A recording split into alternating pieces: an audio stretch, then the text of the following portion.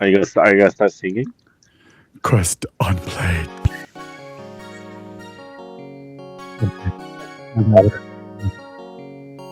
It's unplayed. It's a quest. You sure it's a quest? This is a quest. It's unplayed though until That's it's played. Yeah, it's about to be played. Will we Hello. playing it? Yep. Hello, everyone. Welcome to Quest Unplayed, where the three of us, plus usually a guest, talk about games. I guess that's what Games, girls. we talk about games, right? I'm the co-host of Quest Unplayed, George, and today's quest is joined by Anthony Anthony's the best. All right. and My Zach, son's actually. Hi, that's me. I'm awesome. and we have another guest, Alan. Hello, I'm the Whoop, creative whoop, whoop, whoop, whoop. director of Positive Concept Games and Shrine's Legacy. Yeah, I was going to ask. Nice. That, but yeah, I love that. Before we start, this podcast is sponsored by Minimap, your ultimate gaming hub and a gaming companion app. And just do anything and everything about games, right? Yeah. All the should stuff have a about games, yeah. And also, there's a new feature that was updated regarding Hightail. So if you play Hightail, go check it out. I'll leave the link in the description. And we have the sponsor video with Zach dancing. I don't know. Ooh, girl. I wish I could dance. Jesus. Cut that out. Don't show him me dancing. Oh, sorry, No. too late. Cha-cha-cha. Yep. Anthony's coming down to South by Southwest. He could stay at my bed. Yeah, Anthony, don't worry. It's almost big enough for both of us. I don't know. Wait, what? Review. Did you guys really think Elden Rings was the best? Did you guys really think it was the best? I actually, I don't know. You never play it. You never play it. I never played it, so I don't even. That's why I'm asking you guys. Because if I was on Minimap, I could look this up. You know, Yeah, I could also discover quality reviews yeah, and connect with people. very true. Yeah. I like a good review. Me too. And I like it when people discuss my review with me and they go, I think you're wrong. And I go, well, I think you smell funny. But I've never smelled them. It's just my defense mechanism. Boom, boom, boom, boom, boom, boom, boom, boom, boom, boom, boom, boom, boom. You can do all the things. Do you guys...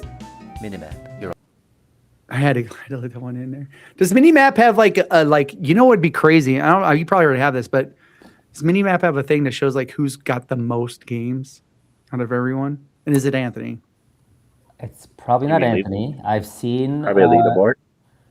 I've seen a user Yeah. who has over. I think the number was like at least over 10,000 games. I think it was like 12,000 games or something. This one person had. So that's Wait. more than Anthony. Well, I don't know that there's one person I know who actually she has more than me. Who's that? Who she's dis? she's on the Korean Minimap side. She's Oh, one of the okay. I guess reviewers. She had like 6,000 Steam games or something. Wow. I was showing somebody at work Minimap, right? And because I have so many friends that are in that on Minimap that are Korean, they're like, it would be all the Korean words are like, how do you know what they're saying? I just hit translate on my Samsung. I'm like, there we go. It's like, oh, I was like, yeah, it's not that hard anymore. Do you play a lot of games, Alan? Yes, I do. I just, with my best friend Joey recently, he couldn't be here today. He's the technical director of Positive Concept Games. But we recently finished Expedition 33 together. Ah, Man, everybody's talked about this game. Yeah, Yeah, beat it all, was. Yes. good choice. beat all the bosses and did everything, most everything you could do. And now we're wrapping up Persona 3 Reload.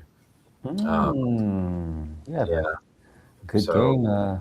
Playing. Yeah, I play a lot of games. I got to play a lot of my peers' games too. I need to finish playing through Quartet, and what else? I feel like I can't remember right now. Sorry. I feel like being an indie dev and playing your friend like other indie devs games would probably be the most fun, to be honest with you. Mm-hmm. Yeah, yeah, we're all in tune with each other's games, and Yeah. That's cool. it's I mean, we have a crossover called Infinite Alliance that's going to be happening sometime later this year. Mm-hmm. I'm not really in charge of that project in any capacity, so it'll be done when it gets done. I don't know when it's getting done. So Yeah. a bunch of us are crossing over You in just that. know that you're down for it. You're ready to roll. Yeah, no, I reviewed the script and everything, and it looks pretty cool. It's cool to see characters from our action JRPG be put in a turn-based RPG. So that's going to be That is actually pretty cool, to be honest with you. Yeah. Mhm. And I think like if I have like if I'm an indie dev and I have a good like indie dev friend, I will like just talk smack, be like, hey, this sucks, and then like write it down secretly behind the door.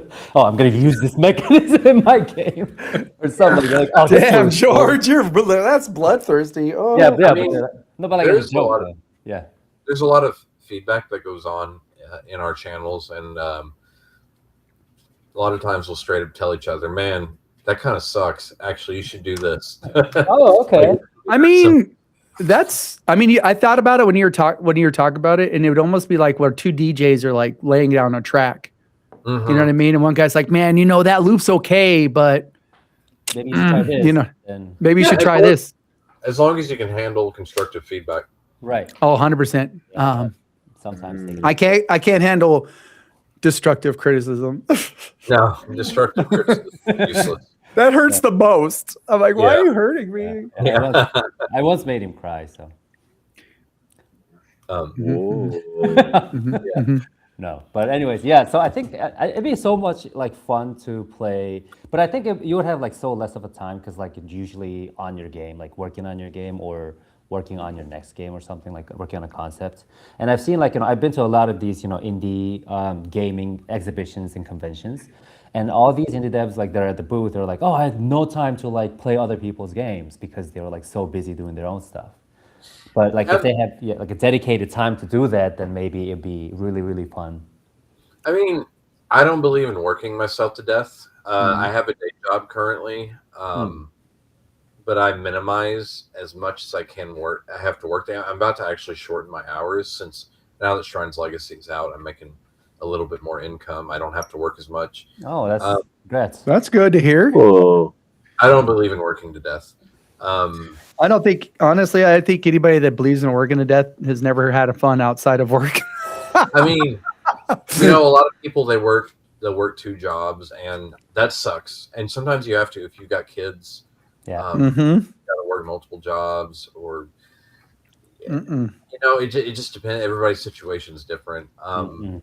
I just don't want to.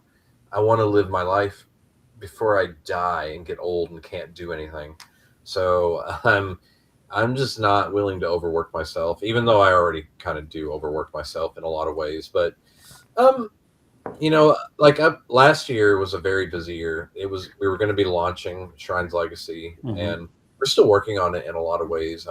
We're about to gear up to release some DLC, a whole new level, story level, and it's going to come with additional new content. Some things we couldn't make it the cut, like a quick travel system that's like you can see what it does in the game. You can see what it's supposed to be, but it just does not function right now, unfortunately. We didn't have enough time for testing.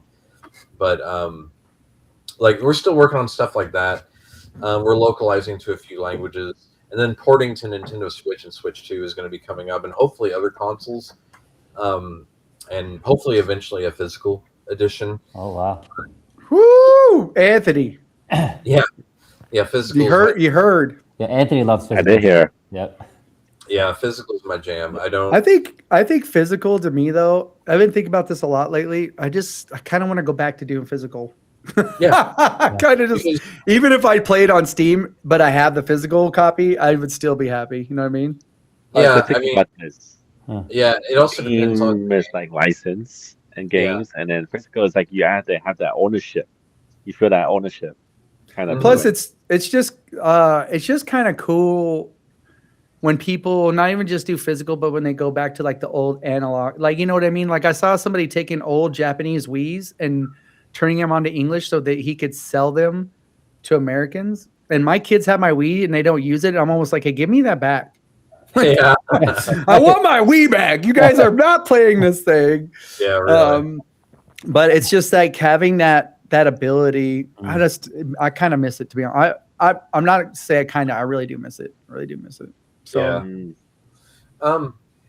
Yeah, I don't know. Physical, I've never heard a compelling argument why digital is you actually own it more than physical. Like, other than some physical things are just keys. They're not actually physical. Modern physical anyway. But yeah, I don't know. I'm just big on owning my stuff. Mm-hmm. Until I get old, and then I need to figure out where to donate my stuff to. But I think that's the only thing that concerns me though is space, because I don't like to carry a lot of stuff with me because I'm always constantly moving. So I don't like to have, like, I have a bunch of comic books and I got to move again here soon, and I'm like, where do I put these comic books? You know what I mean? So just like I sell. What do you Mike, do? I'm not garage selling my what are you, drunk, bro? It's actually pretty funny. There's a story. I think there's a story about someone. They went to a garage sale and they found a bunch of N64 games. Oh man. Oh, you know, I got two Atari 2600s, right? Yeah. Mm-hmm. I ain't played them since I was a kid, but I got them. But no, you're not gonna sell them. No. Somebody did offer me like $500 for one once. I thought about it because I had two. But I agree with you. But my only thing is like space. Like I'm the same with music, so I would have to have a secret locker somewhere, you know, like you see in the movies, which is like music and like just stocks. Yeah, I don't do any kind of work that would have me move a lot. We did that a lot when I was a kid, and I hated it. So I'm mentally averse to moving a lot. But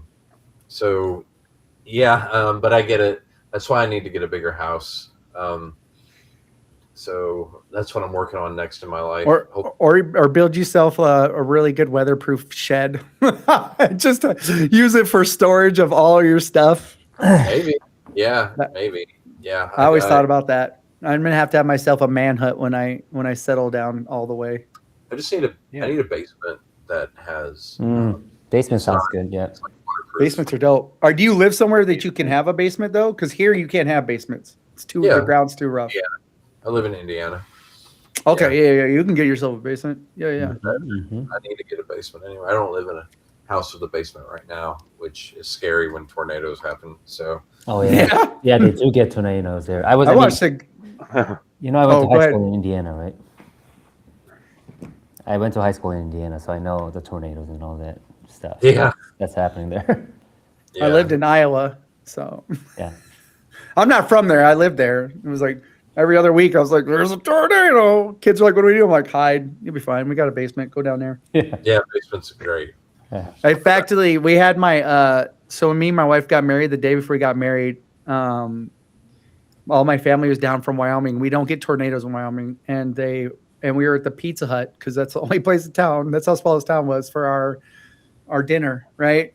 And a tornado literally touched down and went right up the street from us. Everybody's like, "What do we do?" And I was like, "It's fine. It's not gonna hit us. It's just." My family's like, "How are you so calm?" Like, this happens every week. Like, there's always one dropping down for whatever reason. But they are scary. I'm not saying they're not scary. I just got used to it after a while. You know what I mean? Yeah. I mean, they are scary. I mean, people do get hurt and die. Oh yeah, they'll kill you. Yeah. Mm-hmm. If they they come down in Texas sometimes, but rarely. And most people here can't have basements, and they live in trailers, and that's just like, might as well just. Yeah. So all the rambling about physical editions aside, yes, I play a lot of games because I believe. yes. Thank you. If you're a writer, if you're a musician, if you're not partaking in a lot of the arts that you create, then you're not going to be you're not going to be very good, or you're going to get stale. Yeah. I have a problem with like certain big time directors are kind of like that. I know Hideo Kojima doesn't play video games a lot, and I think that's very unfortunate. He makes a lot of good games. I also think the man takes a little bit too much credit for his work. Like, he's not the only one working on these games. Just like I'm not the only one who works on Right, Shark right. Boys. Yeah. Or Tetsuya Nomura is another one. He doesn't play games. Fucking watches movies. And it's I wonder like, if my guy. Huh? What were you saying? it's like, well, no wonder your games are like struggling. Like after Kingdom Hearts 1 or 2, I should say. Everybody loves. I like 2. And I like the 7 remake. The thing is, he's not the only one making that. He's not the only director of the remake. And then he took a step back in Rebirth, which they do a lot right gameplay wise in those games. I know they're very bloated in a lot of people's opinions, and they are, but they're still really fun. At least the combat is. I don't know. Like, I think if you're going to be a game director, you should be playing video games at least a little bit. You know, just like any other art form, you should be partaking in the mediums you want to create in. Video games are a commitment, though. That's true. And it gets harder as you get older, and sometimes you just want to watch TV or a movie. Yeah. You don't play. Yeah. Like, it sucks, but I make myself, and I don't have any kids right now. I don't know if I ever will, but we'll see how that goes. But yes, I play a lot of games. So, yeah, we can go from there in terms of this interview. I think too, a lot of times people get turned on to indie games later down the road when they get older, just because I feel like, not always, but a lot of indie games have a more story to them. It can be more artistic. So, like how you're saying, like, I'd rather just watch a movie or something sometimes. So there's been indie games I'd rather play just because I want to see the story. You know what I mean? Yeah. Yeah, I feel the same way about independent media in general. Really, it's just a lot of it's more interesting than the big budget stuff, whether it's film or music, even, or video games. You know, all the independent stuff tends to be more interesting. That said, I don't hate big budget everything in the world. I'm definitely Oh, sorry. Go ahead. I'm more averse to things that are, how do I put it, like popcorn flicky, like just junk. I don't know, like, you're not going to catch me playing Call of Duty or Fortnite. Like, I don't care. Like, I don't care about games like that. It's just not my thing. On the other hand, I'll play Mario. I like Mario games, but I tend to think those are more stimulating. Still big games, but just more stimulating for a person's mind. And that's what I'm into when it comes to games. And Mario kind of is like a story and everything too. It's got its own lore and fun characters and a little bit. Mario doesn't do enough for me to care about the story. I just care about the game and the creativity. I'm a Princess fan. I'm not gonna lie. Yeah. ever since Mario 2, and you could do the cool flying thing with her dress, like. Hey, me too. I like playing as Peach anytime I can. I like floating, like Super Mario 3D World. Like, I just wanted to play as Peach the whole time. She was fun to me. A lot of people have mixed feelings about Mario 2, but I liked it. I thought it was fun. So when I got to do the little and then land thing and throw Mario people, I was like, wee. Mario 2 is fantastic. I love Mario 2. Yeah, so it was a pretty cool game. Yeah, I think that's why we love it, because, like, you know, everyone has different opinions. Like, just because it has, like, I don't know, like 99 on Metacritic or something, that doesn't mean that you will, like, absolutely fall in love, like, by playing for like 10 minutes or something. Some people will hate it, some people will like it. Yeah, so I also saw, like, Suda just released a new game, right? The Romeo. It's not out yet. Comes out in March. It was released, isn't it? No, it's not. Is it? Because I gotta buy it then. I don't know. Whatever. Because Romeo must die, or Romeo's dead. Romeo's a dead man. I heard about that.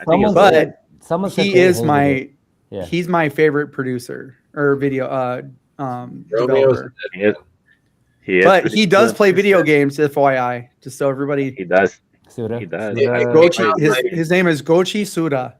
It came out like a day ago. Yeah. Romeo is out. Yeah. But All right, guys, have a good podcast. It was nice. It was nice meeting you. Zach. Yeah. But anyways, I think What the heck? it's got like 76 on open crate, whatever. And then some people are like, oh, this is very unique. They like it, but some people are like, oh, I hate it. He's known for trying. He's very big into punk stuff, so he's known for trying to always push the limits of video games. That's why I liked him so much. A lot of Shrine's legacy, I can tell you, is it's very steeped in Super Nintendo style action fantasy RPGs. Wasn't trying anything too crazy with this project, and I think that kind of backfired because we took too long to make it. And like if we'd released this game in 2015, I think it would have reached a wider audience. But in 2025, we kind of missed our window, I think.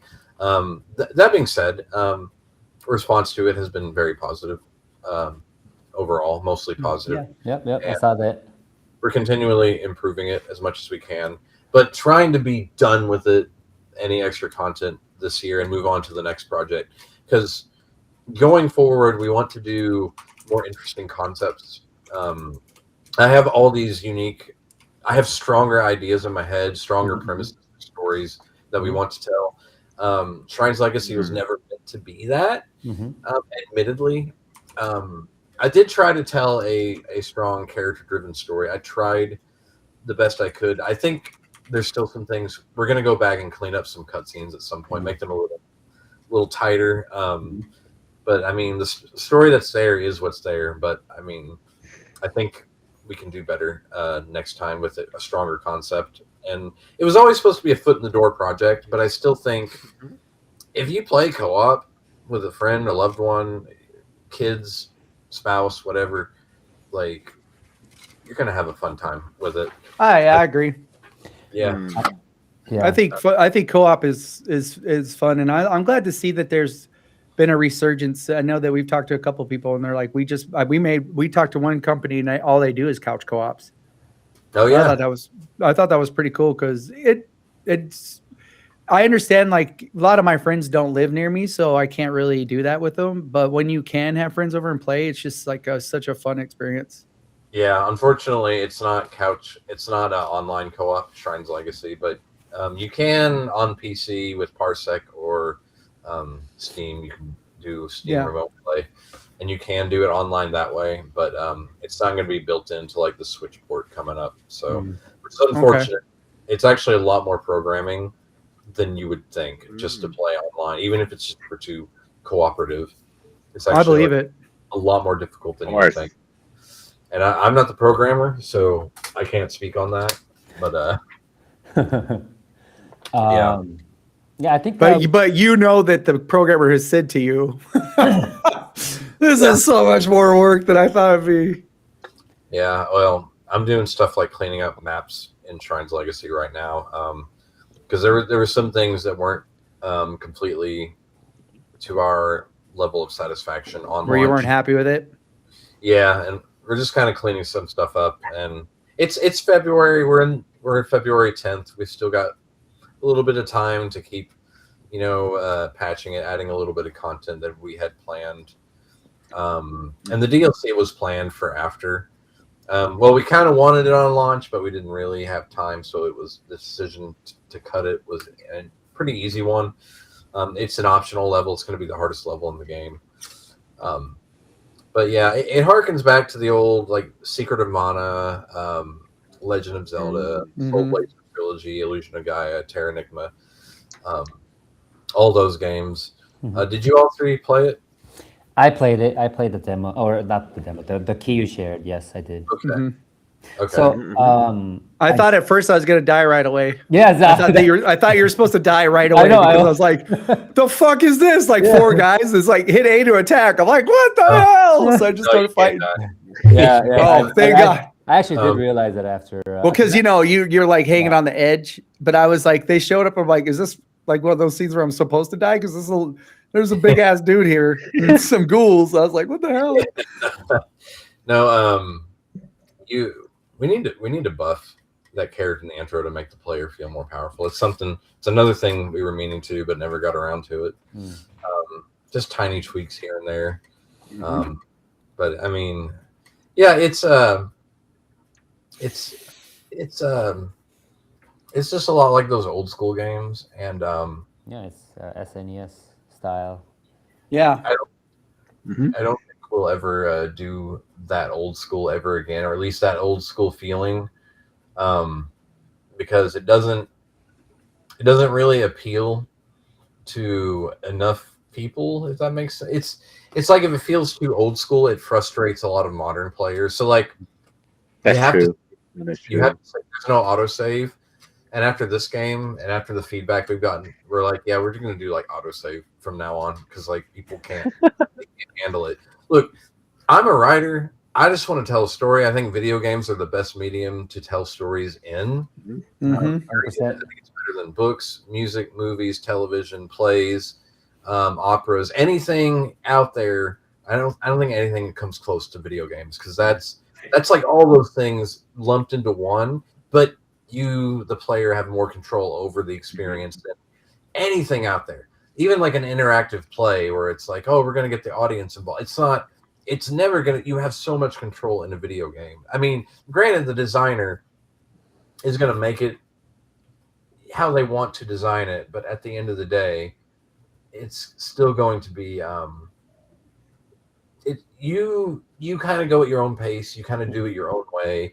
Think about in I don't know, let's say The Legend of Zelda, Ocarina of Time, for example. Um, how you defeat Goma, like you can do it in several ways. You can do it at your own pace. You can do it with the slingshot. You can do it with Deku Nuts. Like just how you go about so much control, like compared to other mediums. Yeah. And that's what I love about video games, and I think it's just more engaging than any other medium, like period. So I do like that too. Like, I mean, movies sometimes do this, but I do like when some games they'll have different endings and stuff too. Like you said, you know what I mean? Like, you could always come back and play it again and see what that would have been like. Yeah, and player choices, and like D&D campaigns are kind of like that too. I'm not as big into board games as maybe I should be. Like I've never really Oh man, done, you love them. yeah, I play board games with my girlfriend, but I've never I'm coming done up there. I'm coming to Indiana. We're playing some board games. What do you want to play? Oh, I want to visit my old town too. Let's do it together. I play. Let's go. I have never done a D&D session like at all. What? Yeah, never The done fuck? Don't worry. Yeah, I never done it either. I haven't either. it's a commitment. It is. like It's- It is, man.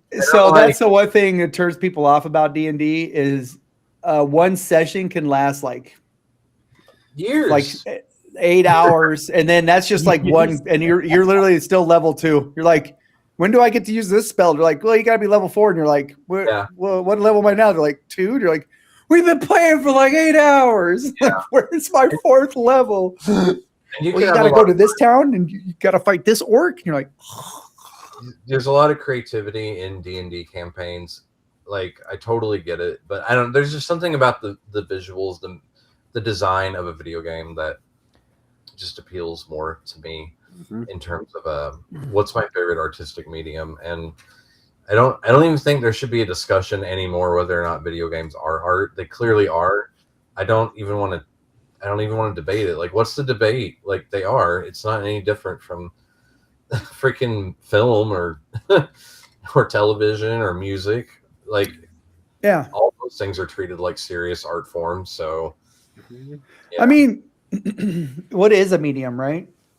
Medium is just another word for some kind of art or entertainment. And so yeah, it's just like a movie, I'm first there was like music and radio, and then there's TV and then movies, and now you got games, but both depending on, how much you're paying for it, like a movie and a video game has almost exactly the same amount of like music and actors and you get to pick all your stuff. It's just another way of telling a story, but it's more interactive. So you're not like this, you're actually in it. You know what I mean? And you're feeling it. And yeah. it's just a bigger world too. Yeah. I feel like that's why sometimes Yes. they can't take a good game and make a sometimes a realistic movie out of it because you're just like, It's yeah. Like I mean I heard that they're making Baldur's Gate 3 TV series, and I don't know how that's gonna turn out. And that might actually, It could be good because like I don't it's know. Last of Us is pretty good. I Think about it. heard I didn't watch the whole thing. I haven't seen The Last of Us yet because I've heard it's good, but I'm also like, I've already played the game though, and that's going to Yeah. be Pretty much. a TV You're show. the game. Like, see, I never played the game, so I like the show.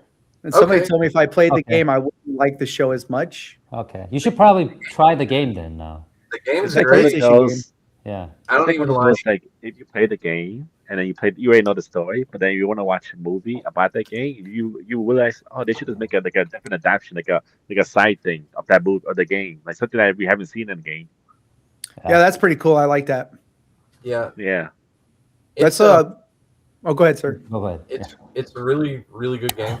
I'm not usually big into like shooters, but I knew that game had more of a story to it. Oh, and it was a good story. Yeah. Yeah, all Yeah. stories. Yep. story's really good. So, I mean, I really liked it, and maybe that Yeah. makes me a schmuck, but because I'm supposed to be an indie. no. I mean, Like, I love like indie games too. I love Undertale. I love my friend's games Quartet, 8-Bit Adventures 2. Geomythica by Chris Gwynn. That game is great, and nobody talks about it. It's like, what a great action RPG on like a Nintendo Entertainment System style action RPG. All these indie games I love. I enjoy. My cat back here, she's named Celeste. yeah, So- obviously. The video game Celeste. I do love indie games and real indie games too, not fake ones pretending that they're indie games by corporations funding them with millions of dollars. I'm sorry, Expedition 33, you're not an indie game. You're not. Oh, It's Yeah. double shots A fired over the bow. I mean, it's great. I freaking loved Expedition 33, but it's not an indie game. Just like let me explain my point of view, my opinion on this. I guess it's an opinion. I don't know. I'd argue. No, yeah, that's Yeah, what they're. yeah, everyone has a freedom to. That's why we want to know more about you. So hit me Yep, with the yep. good stuff. Hollow Knight is an indie Ooh. game. That's an I indie love game. Hollow Knight. Mm-hmm. Hollow Knight Silk Song is not an indie game. It's not an indie game. Explain. So they are independent. They don't have a publisher. Team Cherry is they are completely independent. They technically made an independent game, independently published game, but they have millions upon millions upon millions of dollars, and they took as much time as they needed to make it however they wanted. And it's just like, is that really indie anymore? Like, define indie. Well, it's an independent game. Well, okay. But I mean, like, what does that mean? Like, then, like, could any company come along and they have like $1 billion from whatever investment firm beforehand, they want to make a game and they're calling it an indie game? It just feels like it overshadows games with much smaller budgets. It's very difficult to define. Like, I think a game with $1 million budget could still be defined as an indie game. A game with like, That's a lot. That's a big budget for a lot of indie games, though. Yeah. it is, That's it's a it. big budget, but I mean, like, independent films can be made with like a few $1 million, and they're still called Yeah, indie films. There's been some indie Yeah. films made for like 30, 50 that do good. Mm-hmm. Yeah. They just come out of nowhere and hit people like. But one thing about this is the word indie games, like indie, it's been overly used for, like, almost everything, like every single game. So it's like you said, how do you define what's indie and what's not indie? Like, because it's so saturated that people use it for everything now. I mean, it's like they're calling everything's indie. It's lost so much meaning. I'll just say, like, if I had like $10 million to make a game, I wouldn't call myself indie anymore. I'd call myself like single A or something. Something. Or- I think they do have new. I thought I heard, and you probably know more on this because you're in that realm, but they do kind of have terms for how big the indie studios are now, though. per like how Yeah. many people they have and their budget. Yeah, there's like single eye. I've heard double eye. Double eye. Yeah, I heard that term too. The double eye. I'm like, what is We that? gotta start making this a thing. Just be like, yeah. So I only play single eye games. Exactly. See how it's not very marketable. It's not very easy to say. It isn't. Well, It's not. It's not as easy as like AAA or AA. You know what I mean? That's just rolls off the single A. tongue. I think a game like Single A. I think a game like Silk Song Hollow Knight. I think that is more like a single A game. I don't really think it's much of an indie game. I'm not quite sure it's a double A game either. I think Expedition 33 is a double A game. I don't think it's an indie game. Not even close. They had a giant publisher. They had millions of dollars. Plural. So, but yeah, my opinion is there's a lot of pretenders and actors calling themselves indie, and it's like, you're not really indie. You got so much money. I don't know. Like seeing Dave the Diver called itself indie. It's like, you're backed by a multi-billion-dollar corporation. No, just because you're a pixel art game. It's like all these big budget companies and corporations are coming in and just stealing more from actual creatives and artists, and it's very frustrating. Yeah, that could be frustrating because you got to kind of have to do it. A lot of times, indies they got to just find a way to make it happen. Yeah, and when you have that kind of money, you could just orchestrate it. We have a marketing publisher, by the way. Just to want to be clear, they did not give us millions of dollars to make Shrines Legacy. In fact, the budget was mostly us. We did end up borrowing a little bit of money from them, but it wasn't even like more than 20K. Like I don't want to be too specific, but no, you're good. It was just enough to get us over the finish line, and the rest of it was out of pocket and our Kickstarter money. So, but yeah, I mean, I think just because you have a publisher doesn't mean you're not indie either. It just depends on. I think a lot of it's budget, I guess, is what it comes down to. How much budget you have, how much, like, can you do it for a living? Like, I've been working a day job the whole time. Even if you can do it for a living, I still think you can be considered indie. It's just, how big is your budget? Like, how big is your scope? I don't know. How big is your team? Yeah, I think I really kind of too, like, I could imagine being like the team that, that puts out something like Silk Song, or, you know what I mean? And then you end up making tons of money, but you keep the same size team and everything, and you make another game, but you have more money. It's just gives you a little bit of, yeah, you know what I mean? Like, now we can take our time and do what we want this time. You know what I mean? Yeah, it's pretty nice. So, but I mean, I think too, a lot of times when those companies come out that stuff, they just have that same awesome mindset that makes them a good indie studio in the beginning, though. Sometimes, you know what I mean? Yeah. Did we have like another specific question? Because I feel like I haven't really been tackling specific questions. Yeah, we were supposed to do something a long time ago, but we were just so enthralled with I know, right? With your in-depth personality. I love it. I love it.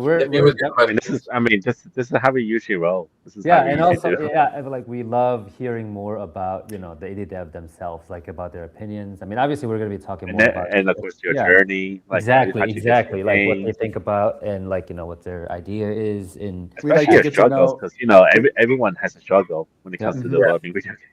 Yeah. So, okay, well, hit me with your questions and let's go through those. So before we do that, let's watch the trailer together. I think we should just skip gamer type quiz. I think I love. What? You don't want to do it now? I don't even want to do it. I just want to talk more about it. Let's watch the trailer. I think he would have been a what is that one thing? The Nuke Mage or whatever. I think that would have been it. Yeah. The Nuke Mage. The Necromancer. There's one for like a guy that blows stuff up. Hey, that's my house. I always like to blow stuff.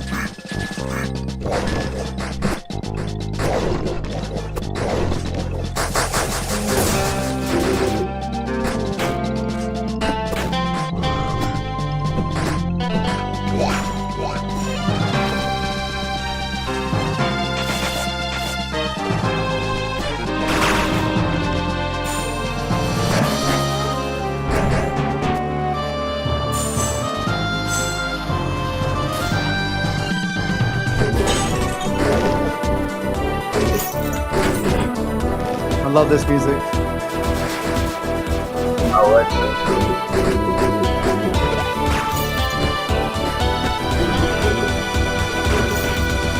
Always snakes.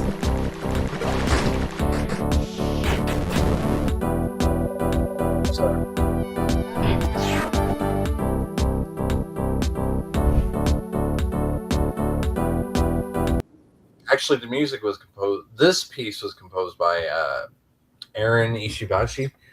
I hope I'm saying his name right. It's been a while since I've looked at his last name. I just think of him as Aaron. You just know him by his first name.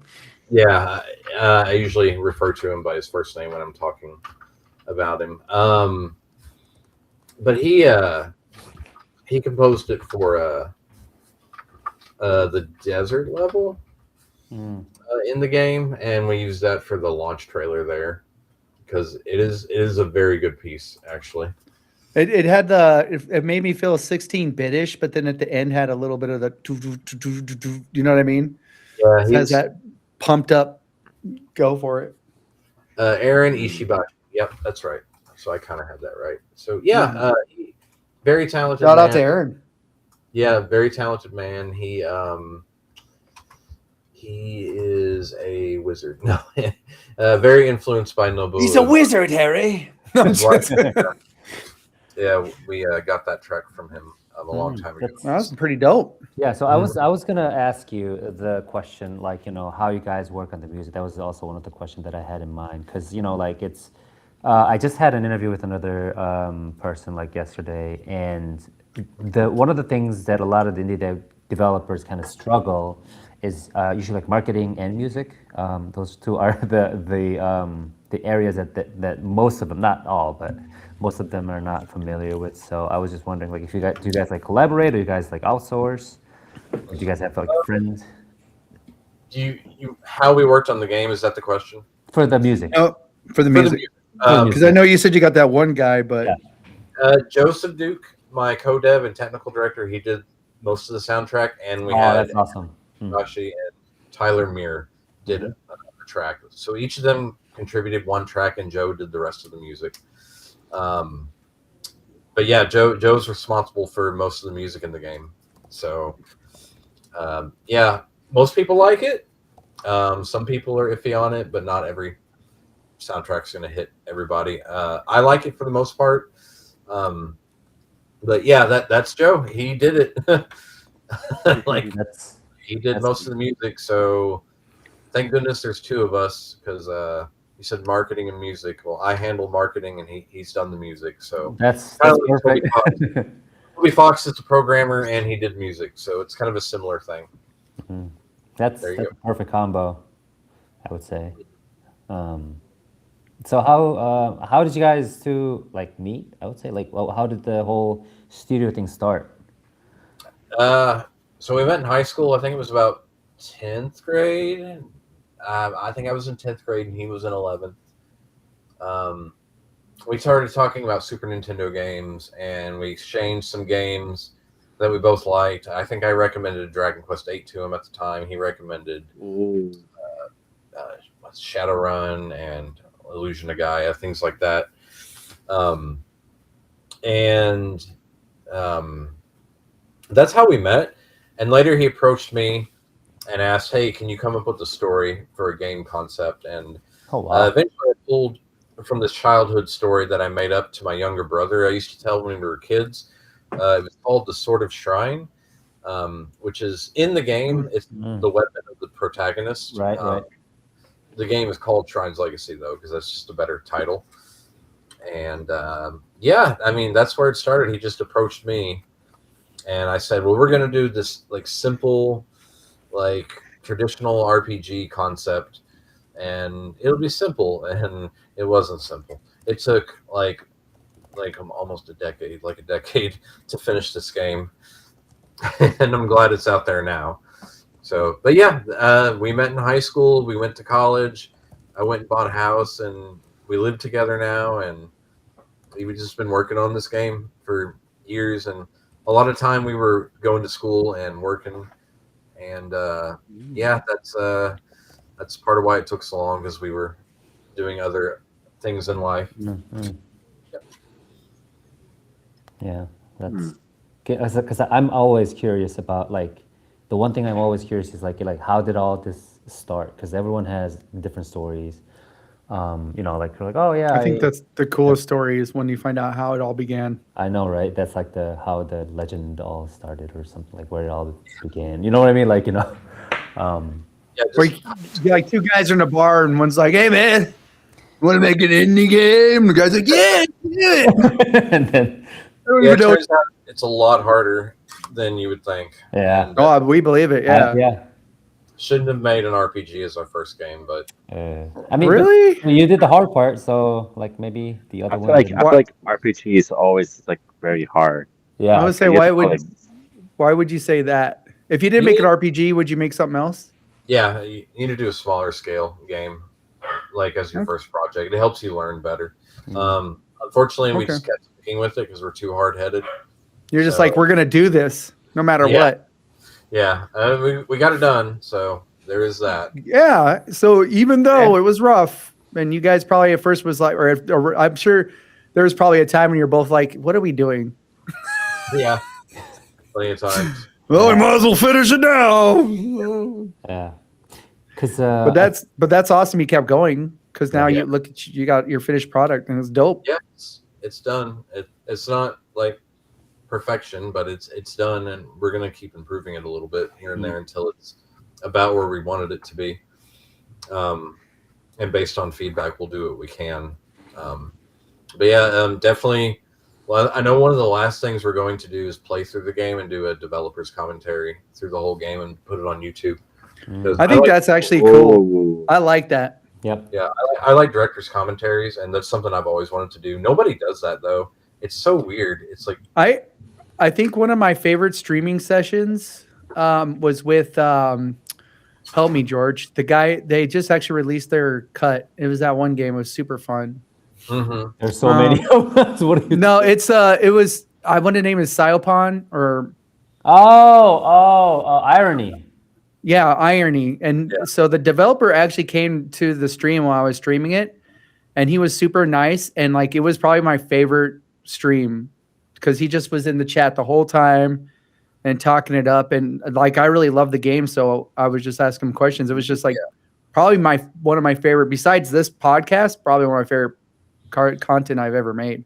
I don't know. I think the dev makes it just that much better. Oh, and we did we played with we played for Toge. Yeah, the We Whisper played- Outbreak Mountain. Yeah, that was really fun too because they were in there playing the game with us. Yeah, that also is a good session. Yeah, so we love that. Mhm. I don't know that we'll stream it. I think the idea was just the two of us play co-op together and just kind of commentate over Right. Yeah. ideas we had at this time. This is where the ideas came from. Do you guys have a YouTube channel? We do technically. fun, It's a though. Positive Concept Games channel, but we don't stream on it. I don't stream. Like I don't. Yeah, you don't have to stream, but just the fact you're playing it, I think it's. I would just And be then tuning releasing in. video. Fun. So, Mhm. sometimes it's better if you do that anyways, where you play it.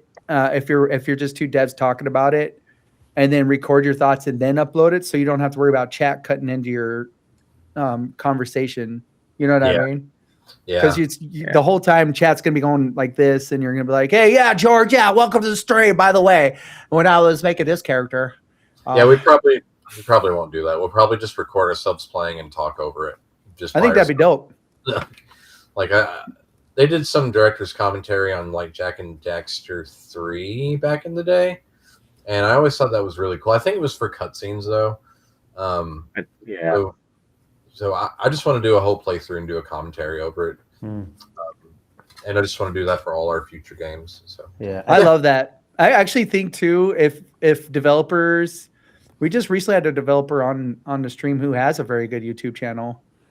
Y2 Riggy Y2K or 2K, Yeah, and 2K. he has a pretty decent YouTube channel, but I think that when you do that, especially when you're making the game, it kind of brings people in and like gives them kind of intimate look at what you're doing. Yeah. yeah, You know what I mean? I feel like if I was to develop a game for an indie company and I was either just marketing or whatever, I'd almost force them to be like, all right, what are we doing today or whatever, and just like posting on it so people could come in and be like, oh man, that looks sick. I can't wait for that to come out. You know what I mean? Yeah. And then never release it.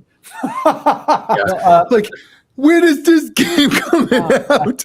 I think if you think about it, what's the director for Kirby games? He did a Air Rider direct for himself. He was playing the game and then he was like answering all the questions himself. So I think those kind of things was. That's Oh, Masahiro Sakurai. Yeah. Yeah, I don't know his name, but like I watched. I think it's like early or last year. He did it like somewhere last year before the game was launched. I think it itself kind of promotes the game, and at the same time, it kind of makes the players who want to buy your game like it's like more legit, and authentic. You know what I mean? Like the devs actually love their game, and they really want to talk about it while they're actually playing it, versus them just I don't know, just not even showing up and not even communicating with the fans or the customers. Right. Right. Yeah, I think I would, and also a lot of people do like AMA sessions and like Reddits and stuff. That I think is a little bit helpful, but like obviously a lot of people want to see you, the developer, like actually playing the game or give specific explanations. speaking of that, I did watch a video because I'm a big, huge RPG fan. So I like Final Fantasy.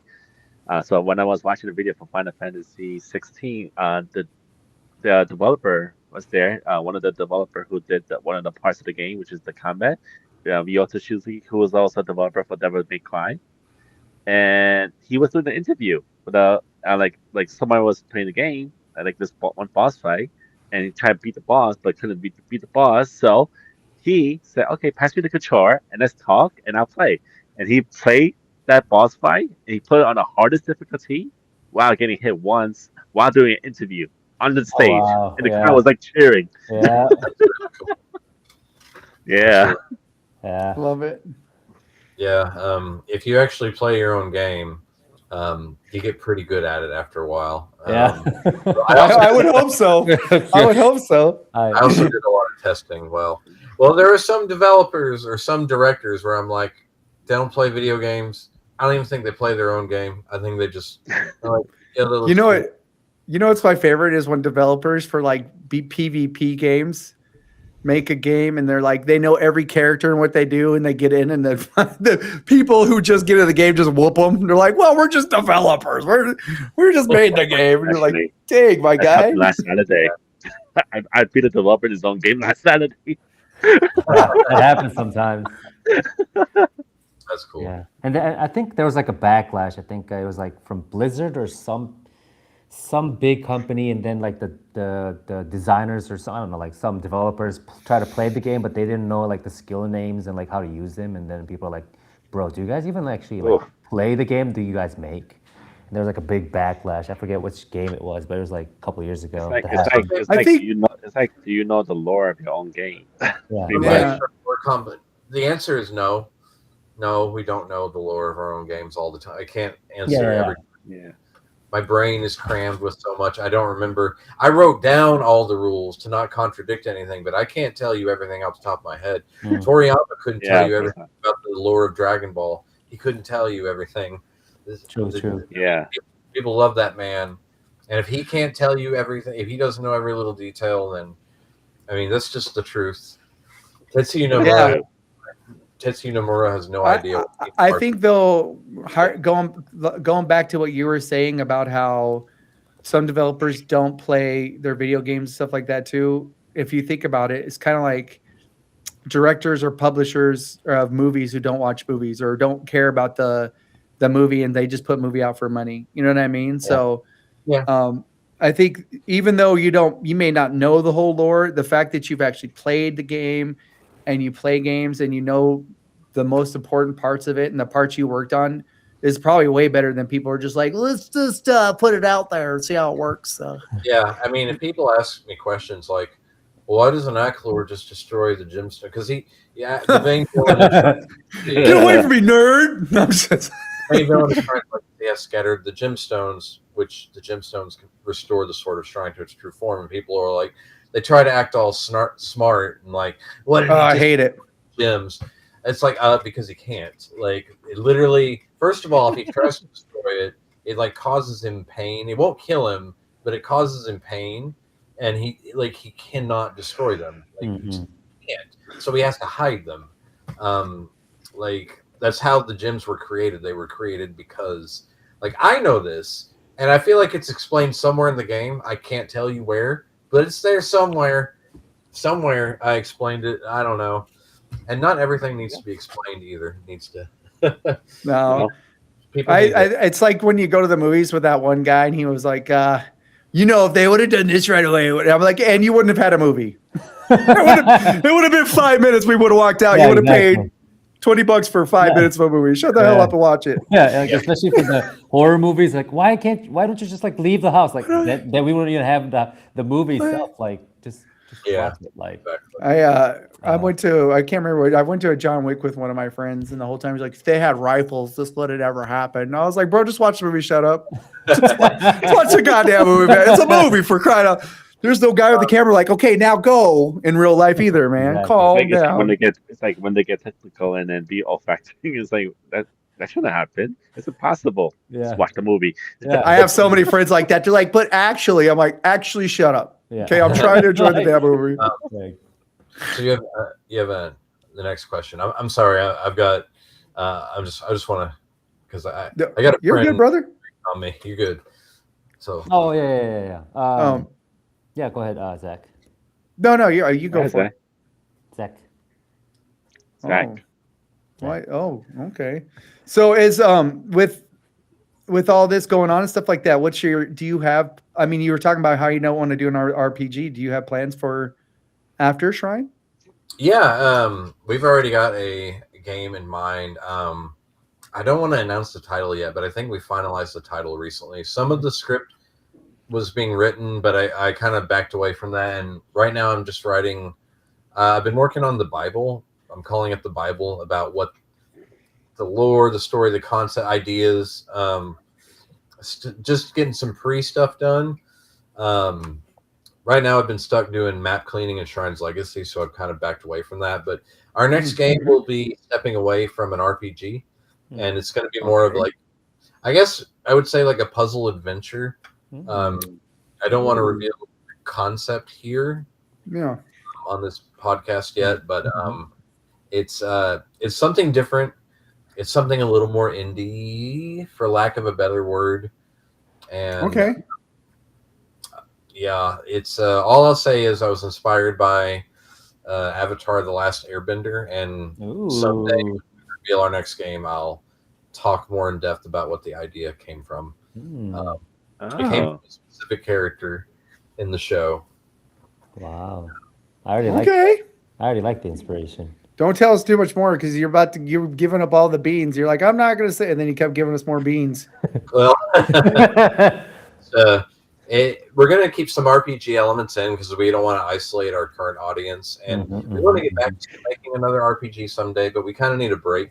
We need a smaller scale project. I don't think there's anything wrong with that. Do you think you would ever go back to another Shrine's Legacy type game?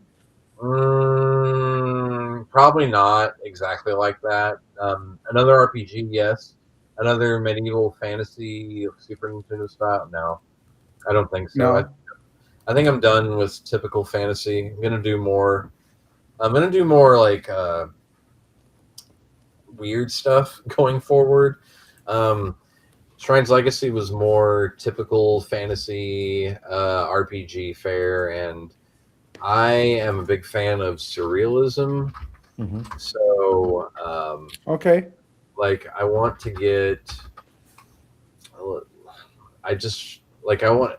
Artistically, I want to take more influence from people like Beksinsky.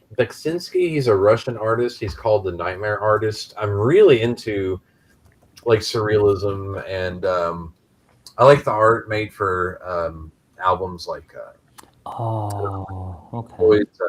Pink Floyd's artists that make. Have you ever heard of? Have you ever heard of? What about? I mean, I don't know if you classify him. I wouldn't classify him so much as surreal, but I haven't seen your guy, but he reminds me of the way you said Nightmare Artist. How do you feel about H.R. Geiger? Yeah, I mean, He's fine. I mean, he's great. I haven't looked into his work as much because he's more typical. I don't know. Hold on a second. Let me take a look at this man. I'll share the images of here. Of H.R. Geiger. Alien. That's right. Alien.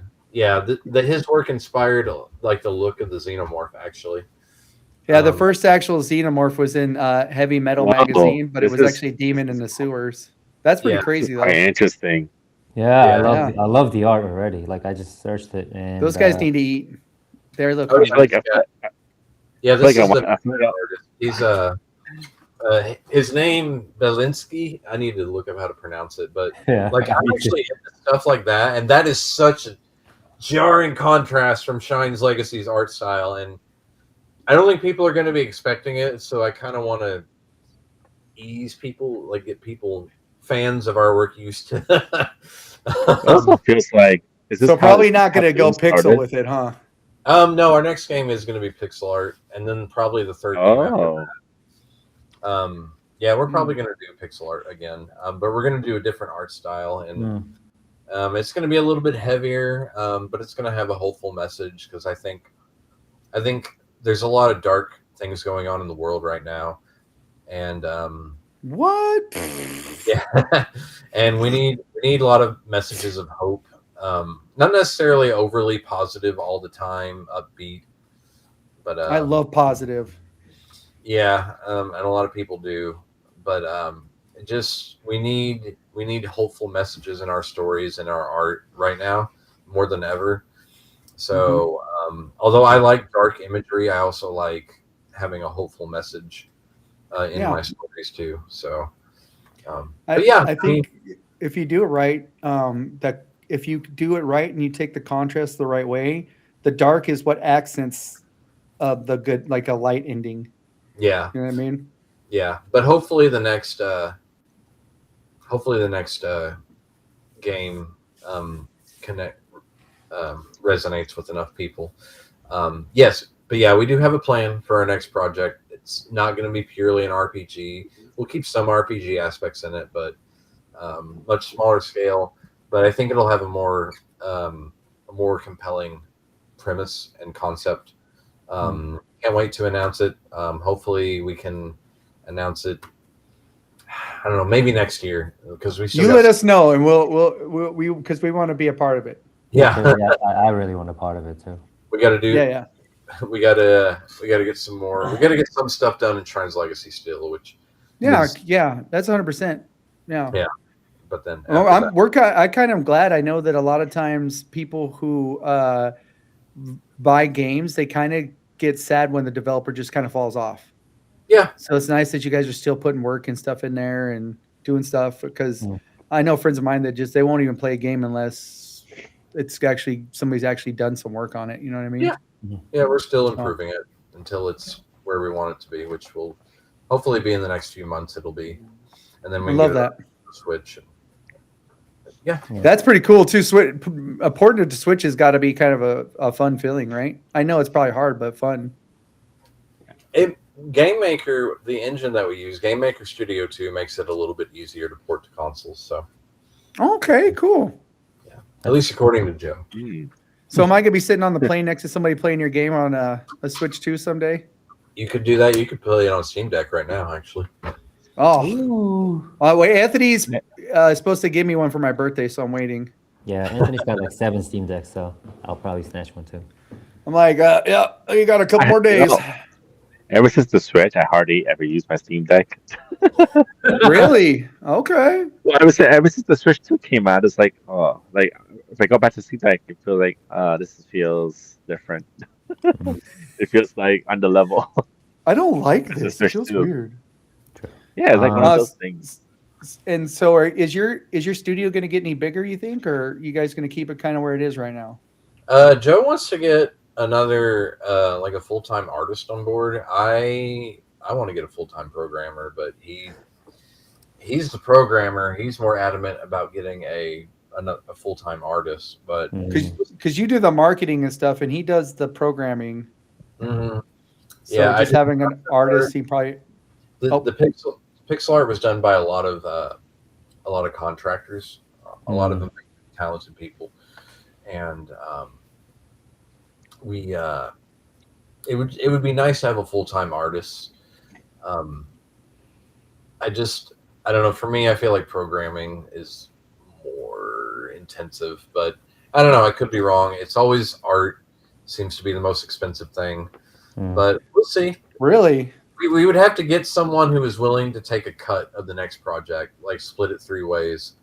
And I don't know. We'll see. They have to like the idea, which I think the idea for the next game is, like I said, I think it's pretty strong. We'll just have to see if we can get someone on board. But we'll see. I mean, I could understand it. You know what I mean? But I've never. I mean, somebody might have said this before, but I don't think I've ever heard a developer kind of say that's one of the most expensive parts is the art. For us, it is. It is? Because we do most everything else except the graphics. Like Joe does some pixel art. Joe has some understanding of pixel art, but not to the extent. Not what you guys want. Yeah. Like Shrine's Legacy, he used to make all the art for it back in the day, and it didn't look as good as it does now. Like it didn't look as good as it does now. So I could see too. I'm really sorry. I keep cutting you off. I apologize. I could really see too, though. Sometimes having a couple people's hands in the pot makes it a little easier because that way they can focus exactly or completely on what their one task is. Mm-hmm. Yeah, exactly. So I could see that. Yeah.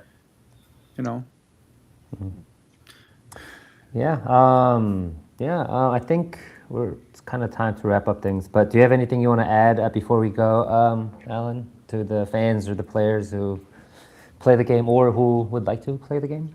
Or should be playing the game? Or should be playing the game, yes. Shrine's Legacy, it is a pixel art fantasy action RPG in the vein of Super Nintendo games like Secret of Mana, The Legend of Zelda: Link to the Past, the Soul Blazer trilogy, a little bit of storytelling in there like the old school Final Fantasy, like maybe Final Fantasy IV. And you can play it co-op or single player, and an AI follows you around. And if you want to try it out, it's on PC now on Good Old Games, Steam, of course, and what was the third one? Epic Games. Yep. So we're on those 3 storefronts, and it's coming to Nintendo Switch later this year, and we've got a new DLC level, the most difficult level, the most challenging battle coming up here in the next couple months, hopefully, or next month or 2. That's awesome. Mm-hmm. It's scary though the way you make it sound. Well, You're like the most hardest one. I'm like, I don't know. Well, some people thought the game was too easy, so Really? we're ramping things. I would not be that guy. I enjoy a little difficulty, but I like good pacing as well. Yeah, Like it's the point where I put down my controller and I'm like, I hate you. That's different than okay. I was worth the sweat. I lost a couple lives, but we're okay. Yeah. yeah, that was Hollow Knight was that for me. But anyways, thank you so much for coming, and wish you all the good super luck. And best awesome. luck. Yes, we'd like to have you back if you have any, the update on the new project or if there's anything, because Keep in touch. It's gonna be so amazing. So I just want to clean myself because Celeste has been doing this whole. Yeah. Go take a shower, Zach. Yeah, I'm going to, brother. Yeah. Thank you, Celeste, as smell you from well. here. So everyone go buy or at least check out. Smell me in New Is there a York. demo?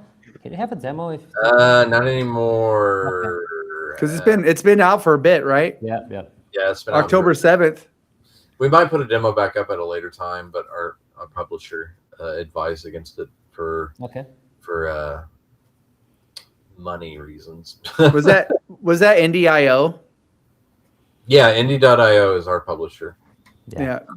Did you? They put out a lot of indie games. Did you enjoy working with them? I don't know if anybody's asked that or not yet.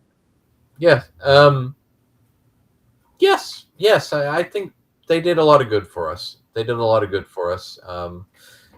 We might work with them in the future. We'll just have to see how they feel about our next project and what we can do. Yeah, I mean, it was a good experience overall. So I don't really have anything bad to say about them. I know some people get screwed over in certain deals, but we had a decent experience with Indie.io. So They put so many games out, it's ridiculous. yeah, I see that. It's a lot, and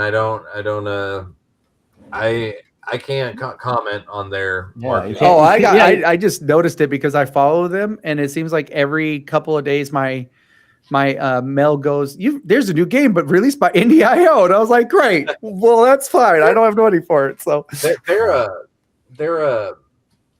They got us into a lot of events, so yeah. and they were really helpful. Like we got on IGN, we went to Tokyo Game Show with Shrines Legacy, very cool stuff. So You got to go to Tokyo. well, not us, but our the game game. itself, yeah. Yeah. Oh, somebody represented for you out there. Yeah, pretty much. Man, I would be sad. I'm like, I want to go to Tokyo with my game. Yeah, me too. But I mean, sometimes happens for exhibitions and conventions. But I mean, that's super cool. Yeah. mhm. Yep. Thank you so think much it's cool. for coming. Everyone, just go check out Shrines Legacy. It's on all the other platforms. Switch 2 coming up pretty soon, hopefully. as And well. don't be smart. He can't bust the jewels. Damn it. Okay. Just play the game. Bye, everyone. Thank you for coming, and thank you, Celeste, too. Thank you. Thank you. Celeste is actually is one of the programmers there too. All right, I was gonna say are you guys done? Like, I gotta start working on the game. Thank you guys. I appreciate it. It was fun shooting.